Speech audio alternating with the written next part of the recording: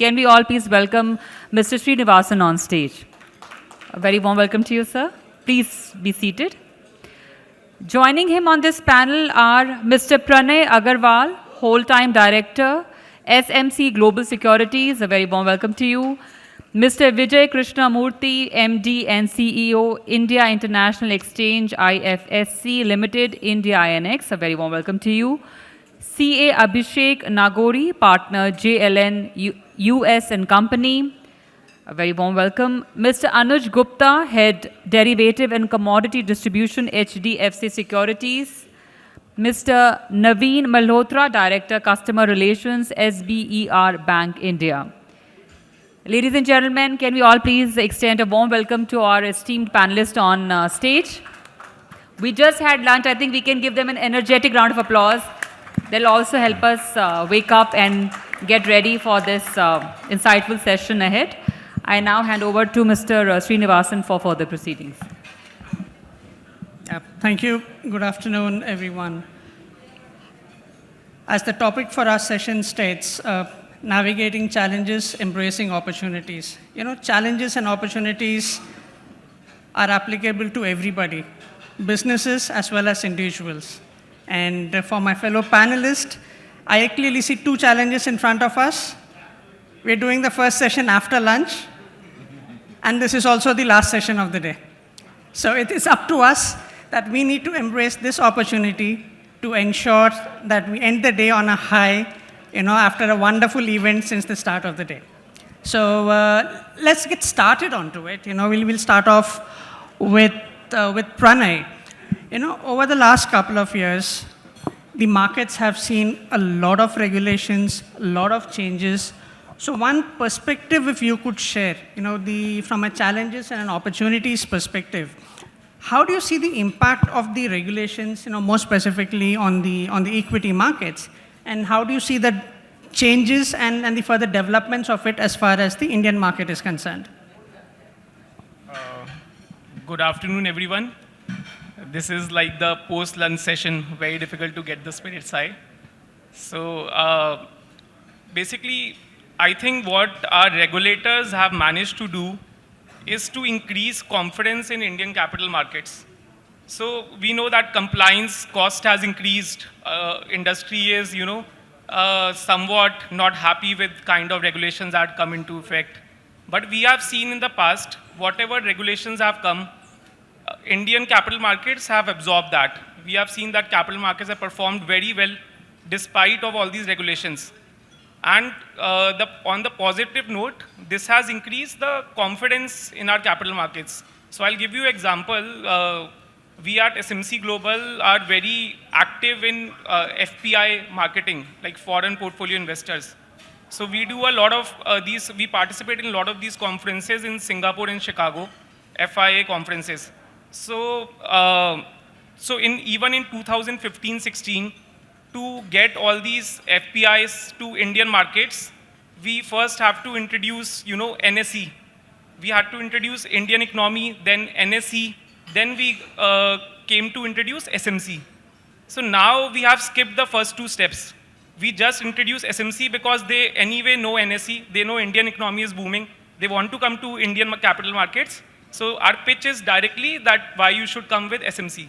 So this has made, what regulators managed to do, they have made it easy for us. They did a fantastic job in terms of attracting FPIs and gaining confidence. And on the negative side, we have seen that a lot of small brokers couldn't really survive in this kind of compliance heavy industry, right?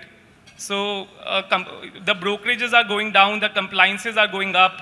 So naturally, many of those have to somewhat, cannot justify economically. So we'll see a lot of consolidation in this space also, probably because of the same reason, I think. Sure.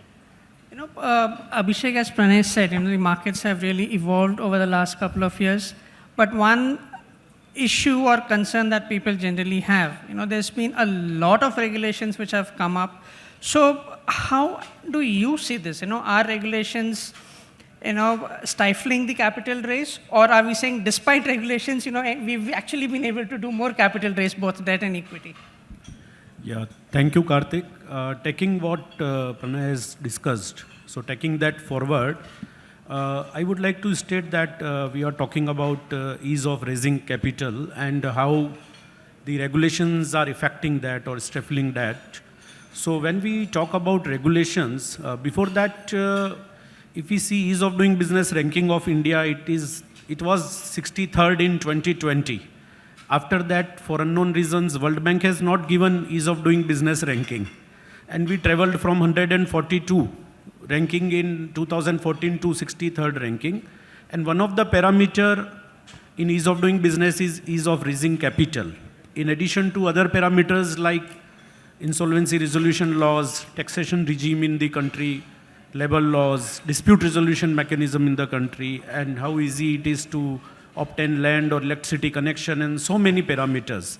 So raising capital is one of the most important parameter for ease of doing business, and we improved our ranking a lot. As far as regulations are concerned, it is not only SEBI's regulation, but if we see the overall regulatory framework on raising the capital, including under FEMA, there are regulations for raising capital from abroad or foreign entities investing into India. India being a capital deficit country, we need foreign investment.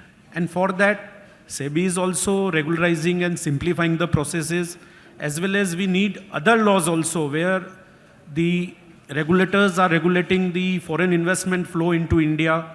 Under FEMA, there are a lot of complexities, the time taken in approvals. There is an automatic route. Under that also it takes a lot of time than desired. Then under approval route, it takes a lot of time, and many times applications are rejected because RBI says what we want to approve is already given in automatic approval route. So it is not only that if SEBI comes with some ease of, they make the regulations easy or make the less complications, but we have to see overall framework. If we see the Vodafone's case where the Vodafone won in Supreme Court, then government by retrospective amendment in taxation laws make huge tax impact on Vodafone. So that tax uncertainty is also there. So we need a comprehensive framework to reduce the ease of raising, to increase the ease of raising capital. And for Indian entities, definitely another area is raising capital abroad in bond market or equity market. For that also we need to simplify SEBI regulations and FEMA regulations. So I think a comprehensive overall approach covering all regulators and department is necessary, because one good step by SEBI may not be taken well with FEMA or income tax, so ultimately it defeats the purpose. The second most important thing is that in India we are good in making laws but bad in administering. So in India what happens that in the name of simplification always complication happens. Government कुछ बनाती है simplify करने के लिए, लेकिन complication हो जाता है. There are n number of examples there. If you see about changes in promoter contributions norms or any other norms, it creates more confusion than what it tries to resolve. So we need a good approach. Definitely administration can be improved by use of technology. Lot has been discussed, and we need to increase that e-governance. India is one of the, I will say, very advanced nation in terms of e-governance. Most of the department, including if you see the listing obligation, filings on stock exchanges, etc., are online now. So we have used the technology like anything. So still lot to travel. Yeah, thank you. Okay. So Vijay, Abhishek again reiterated the point that regulations are improving, but still a long way to go before capital flows are improved significantly. I personally thought the setting up of the GIFT City ISFC was a very, very important step from an Indian context. So how do you see ISFC reshaping the capital flows into India, both debt as well as equity? Thank you, Karthik, for this question. I would like to thank ASSOCHAM for inviting me here. See, it's a very, possibly a very apt topic on the 16th Capital Market Conference, which is, the growth for bonds with respect to the Viksit Bharat vision of 2047. And I think so with this vision, there's a lot of requirement for huge capital flow that needs to be there for, as you know, for the building of infrastructure and other things. So domestic itself will not be really sufficient enough for, this vision to be really fulfilled. So rightly so, IFSC has been established, and we have seen significant amount of capital being raised there, right? But yet a long way to go. So right now, if I was to put some numbers, since inception, we have about 65 plus billion USD of debt capital being raised there, 82 billion of MTN programs being established, significant amount of issuances that's happening in India Annex alone, which we are market leaders or having close to 100% market share. We have crossed 150 plus debt listings there, right? So definitely, IFSC is playing a very, very important role. I just wanted to add what really Abhishek mentioned in terms of the FEMA and the LEAPS and other aspects. So with IFSCA, which is the regulator at IFSC, which is at GIFT City, the FEMA and the LEAPS were amended to the extent that direct listing was possible, wherein, right now Indian unlisted entities as well as global companies can do a direct listing and raise capital at GIFT IFSC, and they can come, because earlier the global companies could need to necessarily had to set up an office or a subsidiary in India for them to be able to raise capital here. But right now through GIFT IFSC that is possible. Indian unlisted entities can come and raise capital in the global jurisdiction through direct listing by way of in foreign currency, could be in USD, yen, or any other 15 currencies which is approved by IFSC. So that is possible. So all of these things have been laid, or the foundation is being laid now. And of course, there are, from a policy perspective, I think so we are there. Certain, of course, operational challenges needs to be ironed out, which is anyways happening and it's being done. So from an overall perspective, if you ask me, GIFT IFSC paves a very good platform for, the capital, cross-border capital raising, which is there, be it in the form of new products, which is there, new policies which are being shaped up. So definitely I feel that it's becoming a truly international jurisdiction with both inbound and outbound capital formation, which is really happening. Because at India Annex also we have an outbound arm which is called as INX GA, which allows the Indian investors to really participate in the global securities market by way of their LRS remittances, which is allowed to the extent of $250,000. And in the earlier panel, when they were talking about AIFs, just wanted to say that at IFSC, almost every month there is about 8 to 10 funds that are getting approvals, typically the AIFs, mostly from an inbound perspective, but right now even the outbound has started, and I guess close to a dozen of outbound funds has been established. And we have seen today, as we speak, there are 200 plus funds which is already there, and they are doing pretty well. From a regulatory regime perspective also, there's a lot of flexibility. It is benchmarked to global standards, but of course, when we say benchmark to global standards, it's been there, but of course there is also an touch of internationalization which is there. And I think so in the AIF panel, I think so there was a concern saying that they fear that it should not go the domestic way. Only thing I can say is IFSC, the way the policies, the regulations and everything has been written by IFSC, there has been a lot of pain that has been taken, not just to replicate what is there in the domestic market, but they have adopted the best practices of globally and created policies which are more prescriptive in nature, so that we are competitive with the global markets. So definitely, it's a right in the step in the right direction, and with the vision of Viksit Bharat, I guess IFSC is there to play a very, very big role. So just one follow-up. You spoke of multiple AIFs or a huge number of AIFs which have just started operations, or you've seen flows. Is it more on the equity side or debt side? So it's largely on the equity side right now. It's largely on the equity side. Okay. Debt, I think so there is a thought process and other things which just started, but predominantly we'll say it is equity. So when we talk of capital flows, liquidity becomes very important and money flows through the banking channels. So Naveen, question for you.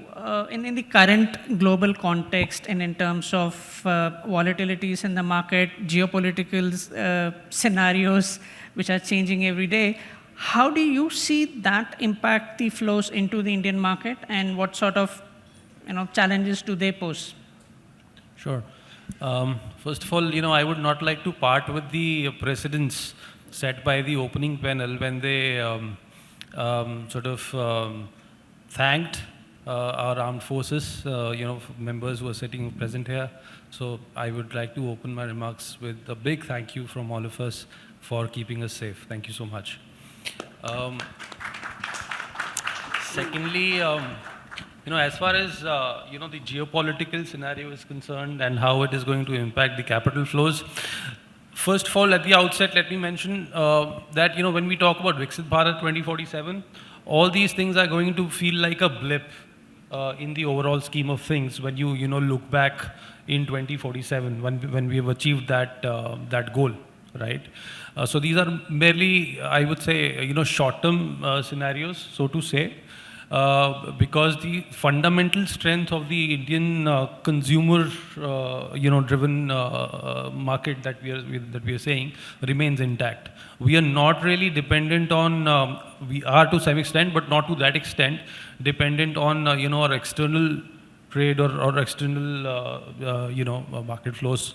Now, especially in the last few years, as you've seen, despite FII's sellout, we've been able to sustain the more or less sustain the market momentum.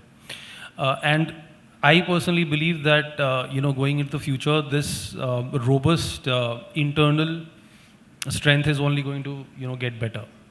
That is one. Of course, in the shorter to medium term, you would definitely see capital outflows happening depending on how the market reacts to the interest rate scenario.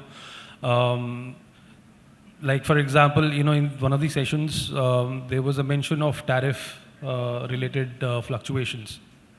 Now, there can be a flip side to it. It can actually turn out to be more beneficial. Because everything is relative. If, for example, it turns out that we are being tariffed at 10% vis-a-vis China, which is being tariffed at 30%, it might actually turn out to be, more beneficial with, for our capital markets. So, with the current uncertainty, on the horizon and which is currently prevalent, it's very difficult to say whether in the next 6 months to 1 year, whether there will be capital outflows or inflows, frankly speaking. Till we have clarity on tariffs and various other aspects, wars, etc. But I just want to leave the audience with the message that irrespective of Hindi में कहते हैं ना ऊँट के किस करवट बैठता है, तो irrespective of what happens, the long-term story is definitely intact. Medium term is also pretty robust, and just the overall capital scenario, capital market scenario is going to remain there. Instead of focusing on geopolitical and all these things, I think technology, for example, our robust consumer capital that is there, all these things are going to play a greater role than just geopolitics in the longer scheme of things. Sure. So while we continue to hear from the morning that India is poised for growth, there is a lot of opportunities, and India is the road ahead as far as the global economy is concerned. But at the backdrop of this, it is important that the retail participation picks up. Democratization of a financial product really picks up big time. No doubt we've seen a sharp improvement. But Anuj, for a country like India, wherein we still say that the financial inclusion, though significantly better than, let's say, last decade, we are still a fraction of what we see in the global markets. So in that context, should we focus more on standardization of product to ensure greater reach, or should we focus more on customized product? That seems to be the overall, if one was to look at the equity market, you're seeing more individuals trading and on FNOs, not really on the conventional stock. So is that really good? How do you see it as a distributor? I'm thinking that as this is considered the financial market, so it is depend on the individual capacity. So apart from that standardization, we are looking for the customization. But yes, there are lots of product where we can see standardization. Just kind of thing, for example, generally now people are using the MTF product, margin trading funding. And if you see, there are lots of players in the market, and they are charging different kind of interest rate. I mean, somebody charging 18%, somebody is charging 9.68%. So that is not, say that market is well equipped, because if a client using one platform, he is giving 9.68%. But if he use another platform, he used to give 18%. So we have to choose individual capacity, as well as we have to choose a product which we have to give to the client to increase their investments. So if we are talking about the trading side, so we can use a customized side. But when we talk about the investment side, we have to look towards the standardization that everybody can invest in the same product. Okay. But, Vijay, I'll just come back to you. It's always a mixed bag as far as Indian market is concerned, with Anuj also arguing you need both standardized products as well as innovative products. How are you seeing the market develop on ISFC? I mean, are we seeing new products from the global markets which are being replicated or tried in the Indian context, or it's more of a plain vanilla kind of issuances, whether equity or debt, which is more in vogue? So right now, from an primary market and capital raising perspective, predominantly on the debt side, we are seeing multiple structures. It is not really plain vanilla. We have got a lot of the new structures that we are seeing. Even if you pick examples from a global perspective, wherein green, ESG, sustainable, all of these are there. So IFSC lays a very good platform for that. We have at IFSC itself, we have close to about 15 or 15 odd billion of green bonds which are there and listed, out of which 14 plus billion is there with India Annex that is listed.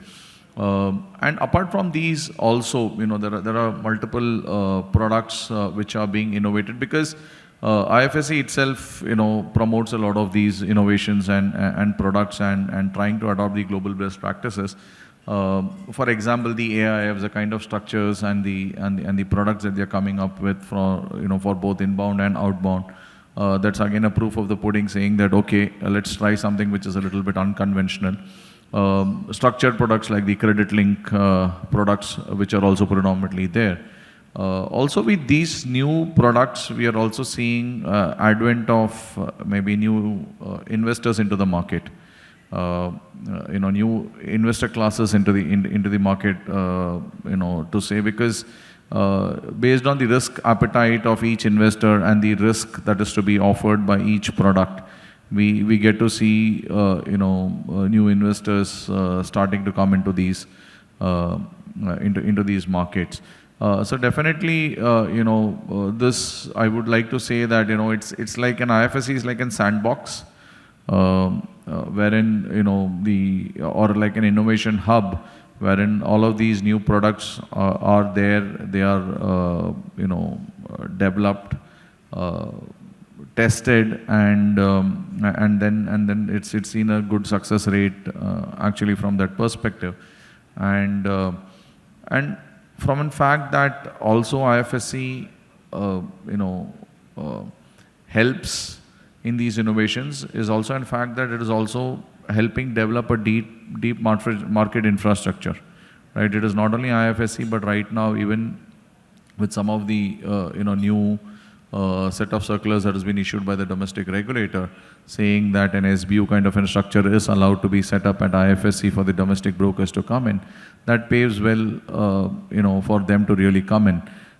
Global access, which I earlier spoke about, is again a kind of an innovative product which really allows, the investors to really participate into the global securities market. So in a nutshell, to answer your question, we are seeing and we will see more of innovative products. It could be from as simple as a plain vanilla bond to kind of any structured instrument on the debt side, and any leveraged ETF that we could see in the coming future, from the global markets that could be adopted into to the Indian markets. And with the advent of these products coming into into IFSC, I think so it augurs well for different kind of investors also to really enter into the market. So, okay. So Abhishek, with Anuj and Vijay both sort of partly batting for innovation in structured products, just wanted your perspective. The way we've been looking at how regulators have been behaving over the last couple of years, it's clearly more focused on investor protection. So what do you think, how should the regulator balance the requirement of ensuring investor or rather meeting investor protection as well as not stifling the innovation in the market? Yes, Karthik, taking what has been already discussed, taking that forward, the question you asked has two aspects. First is importance of small investors in Indian capital market, and secondly, how to regulate their interest along with the ease of raising capital or interest of businesses. So before that, some statistics are very important, which I would like to highlight to audience, that in financial year 24-25, 18,102 crore number of digital transactions took place in our country. 18,102 crore digital payments took place, which is highest in world in any country. So we are number one in digital payments, which includes all type of net banking, NEFT, RTGS, debit card, credit cards, UPI, all type of digital payments. Then second statistics which is important is 90% of Indian population is having access to banking, which is roughly 132 crore people. And 800 million Indians have access to internet, which is 80 crore Indians. Number of individual investors in share market is roughly, today morning it was discussed, 11 crores, which is 7.5% of our population. This percentage is 62% in USA. But US population is 34 crores, so 62% of that. Our 62% will be much higher, and 80 crore people are already using internet, and 132 crore people are using banking facilities. So from 11 crore to 80 crore and then 132 crore, there is a huge market. So to attract that huge number of investors to capital market, definitely confidence has to be built up by protecting their interest. But at the same time, over-regulation is not good, and the bad administration of regulation is also not good. So how this can be balanced, it is very important. There I would like to say that rather than making new and new regulations, the administration of regulations should be improved by using various methods. One can be risk-based regulation, where the use of technology like AI, etc., can be used to identify risk-prone entities or risk-prone transactions. And those can be regulated rather than harassing everyone. Karthik, if you permit, one small story is there. Very small, not take more than 1 minute. I will tell it in Hindi so that उसका impact आएगा कि एक बार एक train खेत में घुस गई पटरी छोड़कर.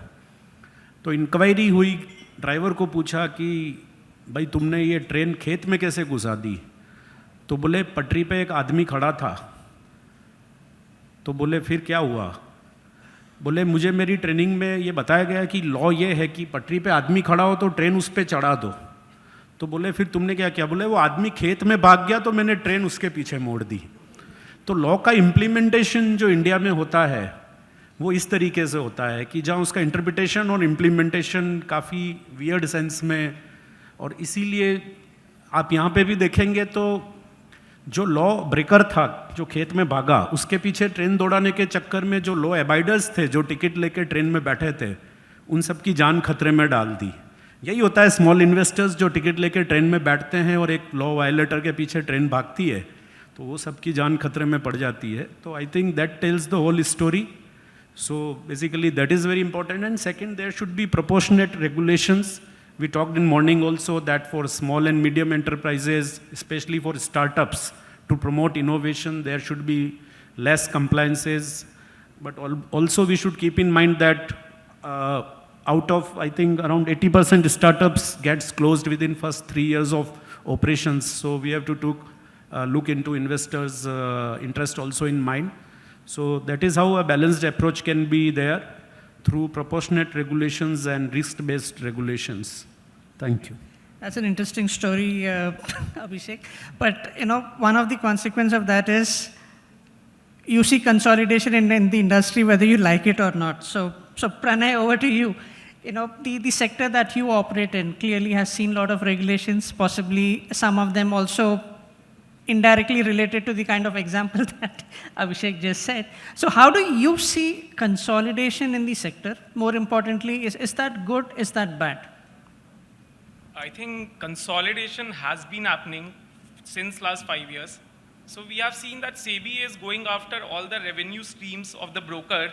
If you see the profit and loss statement, they have brokerage, interest. So there was a transaction charge benefit, exchange transaction charges, and then it comes delayed payment charges, which we earn for margin trading facility. So brokerage is somewhat, there is a race to zero. So there are discount brokers are there, so there's a race to zero for that. Then we come to interest. So recently we have introduced ASBA. What ASBA will do is it will kill the interest income of a broker, because primarily the client will start having the amount blocked in his savings account, and whenever he trades, the amount will be deducted directly from the savings account, and broker will not have that amount in his trading account ever. So there will be no interest income. And the transaction charge, we already know, it has been killed, that income.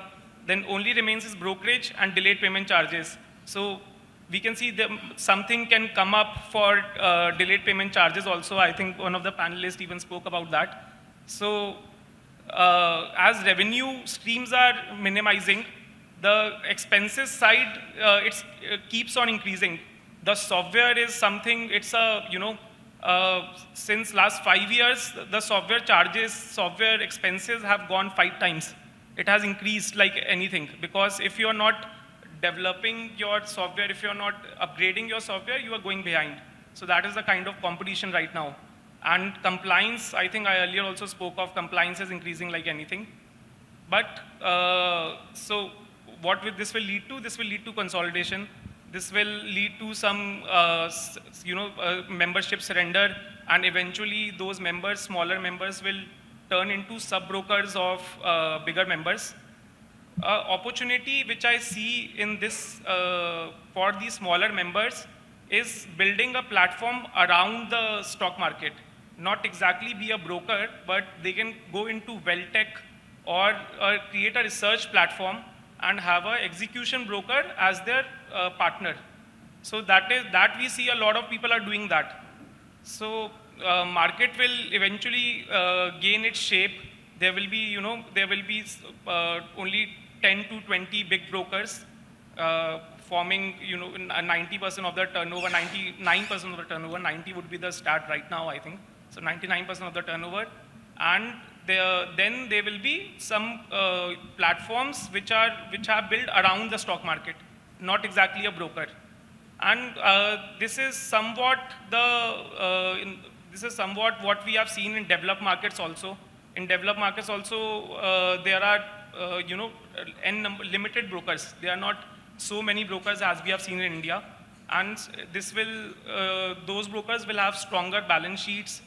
They will be safer, and that exactly, I think, is what regulator wants for Indian capital markets. Okay, thanks. Anuj, one question to you. We've been talking quite a bit of heightened retail activities on the exchanges. So, as a broker, do you think that the regulations or the regulators' concern on heightened retail activity is correct, or is it too harsh? And then more importantly, do you see these heightened activity levels increasing on the other platforms as well, in the sense currency, commodities, debt? How do you see that? See, definitely every time regulations are good for the market, and we have seen the SEBI regulations are always, good for the market. And after that, if you compare the current market and 10 years before market, you will see a very huge difference. Earlier, we are not using mobile phones for the trading, but right now we are using the mobile phone. SEBI give them a permission to use mobile phone for that. And right now, we are talking about the HFT trading. Even, SEBI allowed to the traders to use the HFT, high frequency trading. So every time we have seen that definitely at the start of the regulation, there is a little bit give a panic. But after that, we have seen that that is a good for the market. We definitely heard about the peak margin regulations. But if you see, this is a very good for the market because earlier people are using, 10 times limit, 20 time limits, even 100 time limits. But due to this peak margin, people are able to maintain their trades and able to manage their books and even manage their trading facility. So that will impact positively that people are not losing the money as compared to the 10 years back. So every time I think on the regulation side, I think all the regulations are on well paged, and I think this is very good for the market. Anuj and Pranay, one question to both of you all. With technology gaining traction over the last few years, and of course with AI adding on to it, do you see a risk of gamification of the broking market, and will that really create challenges for the entire industry? I mean, with the related, possibly the tax rates will change and the entire dynamics can really change. So what's your view on this? Yeah, definitely. If you see a few years back before COVID, brokers are used to allow 20 rupees per order brokerage. So that is a game changer for the market. Earlier, clients are looking 10 paisa, 20 paisa kind of brokerage, but now they are seeing that industry is offering 20 rupees per order kind of brokerage. So that will increase the number of clients. If you see in the COVID, before COVID we have only 4 crore Demat account, but now you see on a 20 crore Demat account. And apart from that, maximum investor or traders are used to trade in derivatives.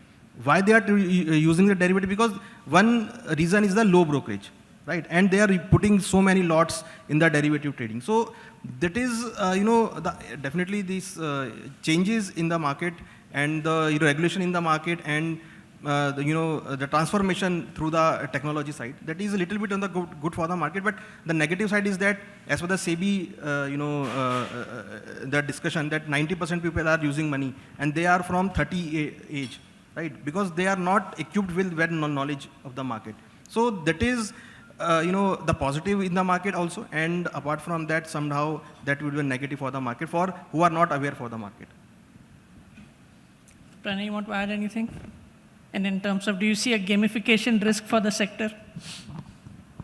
So, gamification is what made IPL. We know Dream 11.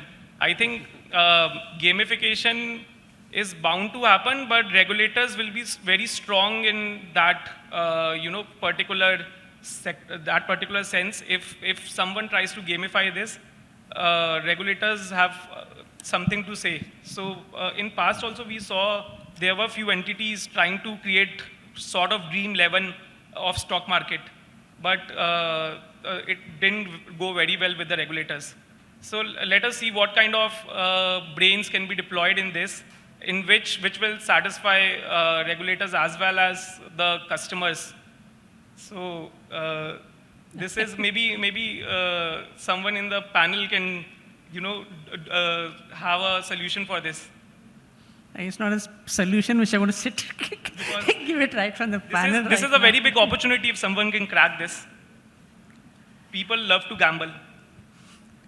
Not really sure how good is that for a country if we move away from manufacturing and get into gambling, but that's a discussion for another day. Naveen, will possibly end with you. A last question before we open up for audience questions, if any. We've really been talking and we believe that Indian capital markets are our best in the world, but being part of a global bank, anything that we still need to learn from the global banks, whether on equity or debt, which we can implement and make us systems and regulators stronger. Thanks.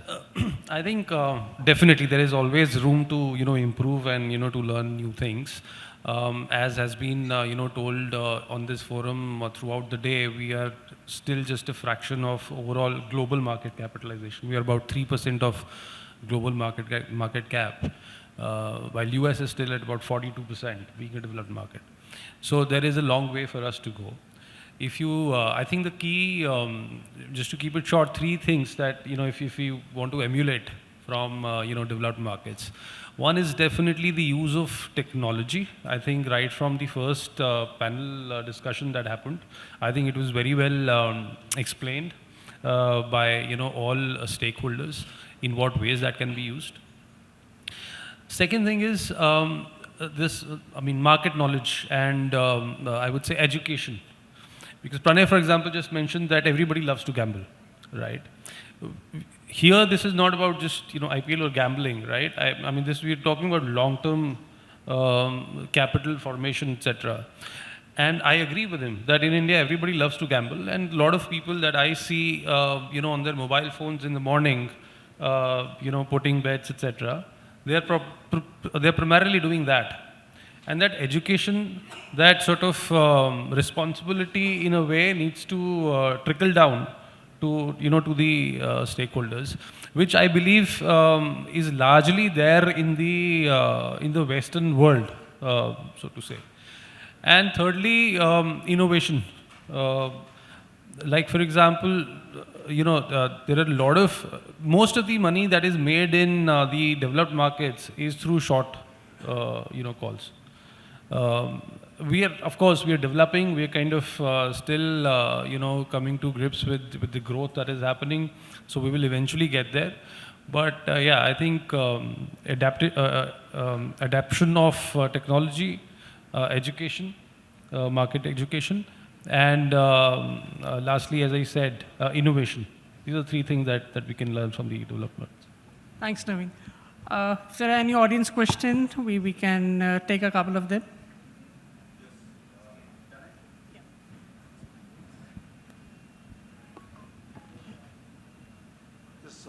Point number 1 is, SEBI needs to make it mandatory. Banks must disclose loan defaulters. Because of that, the investors are facing the problems. Recently, the March 2025, the special Mumbai court order finds a cognizable offense prima facie regulatory lapses on market manipulation and corporate fraud by allowing the listed company that did not meet the prescribed norms. Recent Mumbai court order. Question number 3, why companies don't go for fair valuation? Is there any checkpoint by SEBI? Why most equity face value of rupees 10 when IPO often price above face value? Why 10? Traditionally 10 is going on still, now we are going digitize and Viksit Bharat, but 10 rupees is still going on. ICRA ratings.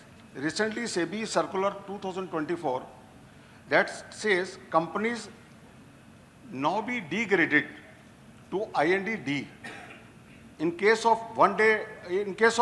payment of delay by 1 rupee or even by a 1 day. This foreign institutional investors, FII, the lock-in period is 3 years. Can't it be 5 years? And the tax concession, that also under 115 AB or AD, something of the Income Tax Act, that needs to be seen. The last point, the crypto craze in the Indian market. That is one of the major point of crash of Indian stock market.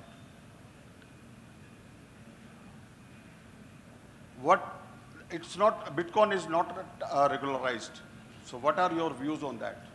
That's all. So, couple of points that you raised. It's really difficult to sort of answer them in this forum. But, would just request you if you could just drop in a mail to ASSOCHAM with these. I guess the respective forums, they will take it up and put it up to the regulators, number 1. Number 2, Some of the points that you raised, I do understand they are in discussion stage at various subcommittee levels or groups. So we need to wait and see how those and when they get finalized, in what form and shape. And a couple of other things on, 1 day, 1 rupee default, that's a regulation. 3 years, 5 years, again, those are regulators' call. I would not want, I don't think at a panel we would want to take sides or answer to it. But your points, I'm sure, are well noted. And we just request you once again to forward it to the ASSOCHAM team. We will put it up to the relevant authorities out here. Thank you. With that, we come to the end of this discussion. Thank you very much, my panelist members. Kindly keep the applause going. Thank you very much for an elaborate and informative session. Please come forward and together for a group photograph.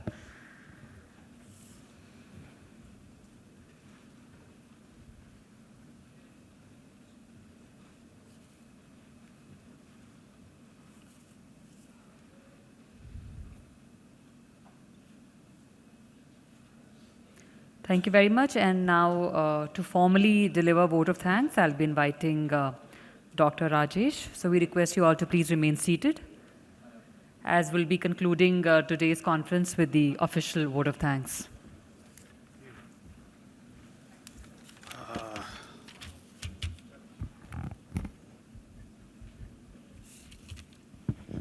So myself, Dr. Rajesh Singh.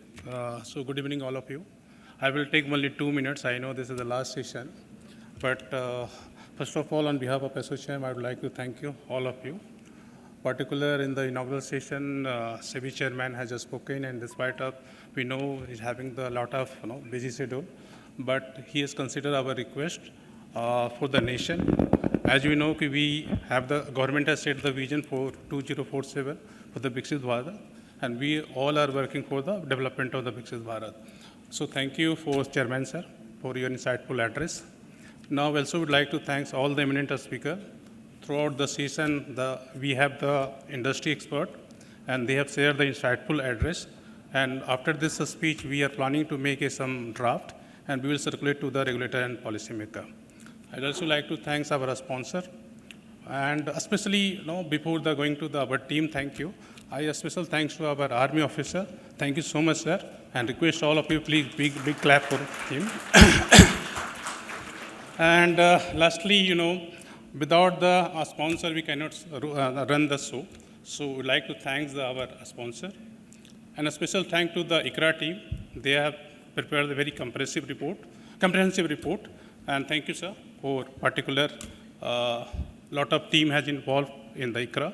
So thank you so much for your preparing the comprehensive report. I also like to thank the entire team of ASSOCHAM, whether they are pertaining to the BFSI sector, that means own sector team, and our IT team, admin team, our supporting team, and the logistics. So thank you so much for your valuable time. And of course, delegate. This is most important part of the conference. So they are since morning, they are listening very patiently. So thank you so much for your presence. Thank you so much. Have a tea, sir.